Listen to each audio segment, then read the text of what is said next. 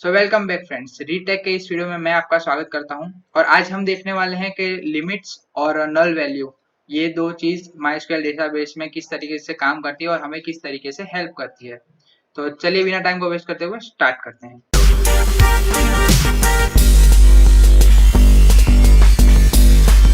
सो ये हम आ चुके हैं हमारे जो कमांड प्रॉम्प्ट में। सो लिमिट्स लिमिट्स जैसा उसका नाम है उसी तरीके से वो काम भी करती है। मतलब अगर हमें कोई डेटाबेस है उसमें अगर कोई एक स्पेसिफिक लिमिट्स का देनी हो कि मतलब इधर तक का आप प्रिंट करिए, इसके बाद का आप मत करिए, या फिर यहाँ तक का मत करिए, यहाँ से आप प्रिंट करिए, तो उस काम में हमारे आती है लिमिट्स। इसको और अच्छे से समझने के लिए हमारा जो क्लाइंट है वो हमारे पास फिर से आया। उसने हमें कहा कि मुझे एक ऐसा टेबल दो जिसके अंदर नाम हो एम्प्लॉय का और उसकी सैलरी हो। मतलब टॉप 5 लोगों के मुझे आप नाम दे दीजिए, जो हमारे डेटाबेस में सबसे पहले हैं 5 लोग, उनका आप मुझे नाम दे दीजिए। तो हमने बोला ठीक है। तो अब हम करेंगे कि हमें एक क्वेरी लिखनी पड़ेगी। तो मैं आपको बताता हूँ हमें कौन सी क्वेरी लिखनी होगी।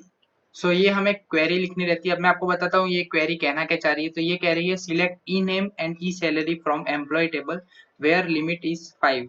तो अब इस तरीके से हम हमारा जो लिमिट का सिंटेक्स लिखा जाता है, लिमिट और 5 मतलब जो हमें देना चाहते हैं वो 2 भी हो सकता है, 10 भी हो सकता है और n नंबर भी हो सकता है, आप जो वहाँ पे लिखना चाहते हैं वो। अब इसे हम करते हैं एंटर। तो ये देखिए हमारे पास जो पहले 5 नाम है वो आ चुके हैं, हिमांशु, चाणक्य, नीरज, अज्जू और लक्ष्य। तो ये 5 लोगों का नाम आ चुका है। अब हमने ये लिस्ट दे दी हमारे क्लाइंट को, हमारा क्लाइंट जाता है और हमारे पास फिर से आता है। तो वो अब की बार हमें कहता है कि आप मुझे पहले जो 2 जन हैं उनका नाम छोड़ दीजिए और बाकी जितने भी लोग हैं डेटाबेस में डेटा उनका उनका ई नेम और ई सैलरी आप मुझे दे दीजिए। तो हम कहते हैं चलो ठीक है भाई, पर अब हम इसका यूज कैसे करेंगे लिमिट का, तो मैं आपको वो भी बताता हूँ। तो हमें क्वेरी लिखनी रहेगी। ये हमने हमारी क्वेरी लिख ली है। अब मैं आपको बताता हूँ ये क्वेरी कहना क्या चाह रही है। तो ये कह रही है select E name E salary from employ table limit equals to 2 to 6। अब आप बोलेंगे 2 टू 6 क्यों लिखी है। तो मैं आपको बता दूं कि ये लिमिट का जो रेंज देते हैं हम, वो जैसा एरे में काम करता है 0 1 2 3 4 और n नंबर तक, तो वो सेम चीज यहाँ पर भी फॉलो होती है। यहाँ पर भी जो फर्स्ट आएगा आपका नाम वो 0 इंडेक्स्ड होगा। तो इसीलिए हमने जो फर्स्ट है उसे 0, फिर सेकंड है वो 1 और उसके बाद 2, जो 2 है वो प्रिंट होगा। 2 से लेकर 6 तक की वैल्यू प्रिंट होगी। अब मैं इसे करता हूँ एंटर।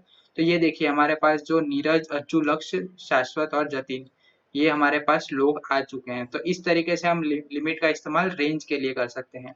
ये ऑफसेट और काउंट के से भी हम इसे ऑफिशियली कहा जाता है इसे। तो अब हम देखते हैं नॉट नल क्या होता है और नल क्या होता है। अब कभी कभी ऐसा होता है कि लिखते टाइम हम कुछ रीजन की वजह से कोई वैल्यू मिस कर जाते हैं, या फिर कोई अदर इशू की वजह से वो रह जाता है। तो वो हम कैसे फाइंड करें या फिर वो वैल्यू हम कैसे ढूंढे। तो उसके लिए हम इज नल का इस्तेमाल करते हैं। अब मैं आपको बताता हूँ कि इज नल किस तरीके से काम करता है, उसमें क्या चीजें जो हमें ध्यान रखनी चाहिए। अब इज नल का मतलब तो यही होता है कि जो आपका कॉलम है उसमें वो चीज नल है, मतलब उसमें कुछ नहीं है, तो वो प्रिंट कराएगा। अब वो उसका इस्तेमाल करके बताता हूँ। ये हमने हमारी क्वेरी लिख रही है। अब मैं आपको इसका मीनिंग बताता हूँ। Select E name from employ where address is null. ये एड्रेस जो कॉलम है उसमें दिखेगा कि नल वैल्यू वाला कौन सा है। मैं इसे एंटर देता हूँ तो ये दिखा रहा है एम्प्टी सेट, मतलब ऐसा कोई भी है नहीं, क्योंकि जब अगर इसमें कोई मिलता है तो वो ट्रू करता है और अगर नहीं मिलता है तो वो फॉल्स कर देता है। इसीलिए वो हमें बता रहा है कि एम्प्टी सेट के कोई भी नहीं है। पर आप बोलोगे कि हमें जो शाश्वत है वहां तो कुछ भी नहीं दिख रहा है, वहां तो खाली वैल्यू है।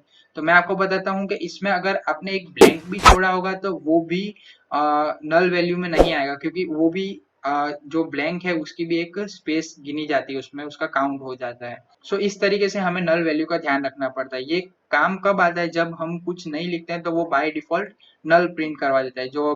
इसके बाद हमने ये सारा डेटा हमारे क्लाइंट को दे दिया, वो लेके जाता है, वो वापिस आता है हमारे पास और अब हमें कहता है कि मुझे आप उन लोगों के नाम दीजिए जिनको एड्रेस दिया हुआ है, जिनका एड्रेस हमारे पास दिया हुआ है।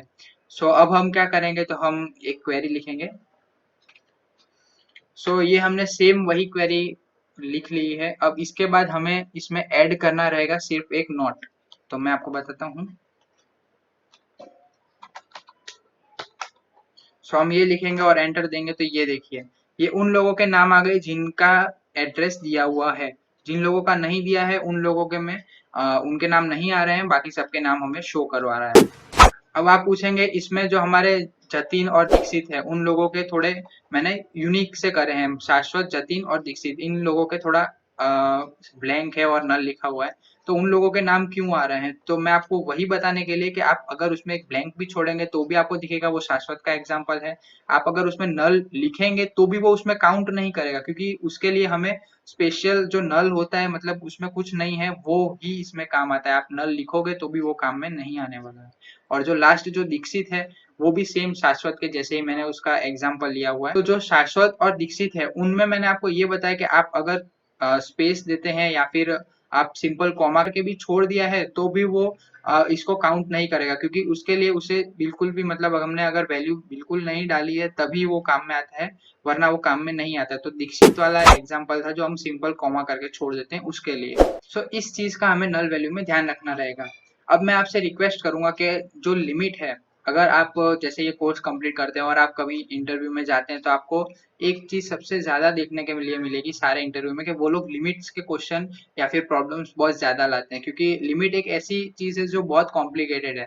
भले आपको दिख रही हो ये सिंपल, क्योंकि मैंने आपको जो एग्जांपल बताया वो एकदम सिंपल सा है तो आपको एकदम उतर गया होगा, पर जैसे थोड़ा टाइम होगा तो इसमें आप सिंटेक्स एरर कर सकते हैं छोटी छोटी सी बात का। तो उस चीज को ध्यान रखने के लिए आपको इसको थोड़ा प्रैक्टिस करना पड़ेगा। मैं आपसे रिक्वेस्ट करूंगा कि आप इसके जो प्रैक्टिस है वो थोड़ी अच्छे से करें, क्योंकि ये चीज है वो ज्यादा पूछी जाती है। सो फिलहाल इस वीडियो के लिए इतना ही रखेंगे। नेक्स्ट वीडियो में हम देखते हैं कि इस डेटाबेस में और क्या क्या चीजें आती है। So thank you for watching.